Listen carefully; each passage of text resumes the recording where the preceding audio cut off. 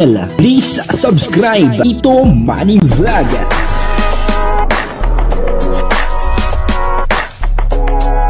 Payagan po si Tito Manny Vlog na mag-reactor para pambiling gamot sa kanya pong karamdaman. Wala man siyang records ng ng away.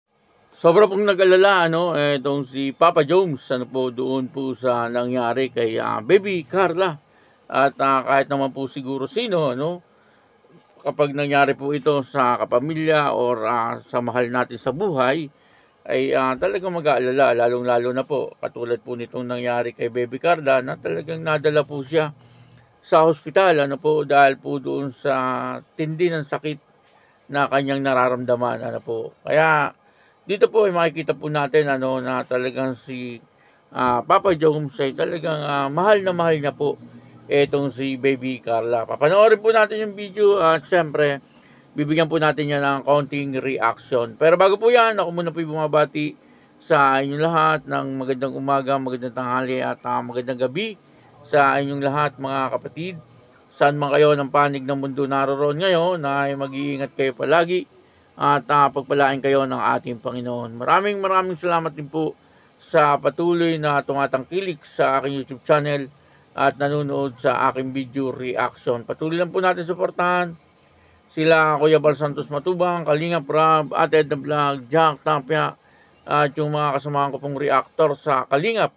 Ganyan din po yung mga charity vlogger na Kalingap partner. Ito po yung video, panoorin po natin at talagang dito ay labis-labis ang pag-aalala ni Papa Jones dito kay Baby Carla. Ang kabuuan po ng video ito ay mapapanood po natin sa YouTube channel ni Kalinga Prab.